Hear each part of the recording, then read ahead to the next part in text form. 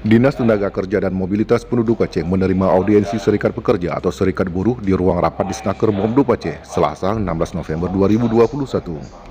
Audiensi tersebut diterima langsung pelaksana tugas Kepala Dinas Tenaga Kerja dan Mobilitas Penduduk Aceh, Erwin Ferdinand, beserta jajarannya. Dalam audiensi yang juga dihadiri oleh Ketua Aliansi Buruh Aceh dan Ketua DPW Federasi Serikat Pekerja Metal Indonesia membahas terkait masalah ketenaga kerjaan dan isu upah minimum Provinsi Aceh tahun 2022 yang akan ditetapkan selambat-lambatnya tanggal 21 November 2021 sesuai edaran Surat Menteri Ketenagakerjaan Republik Indonesia.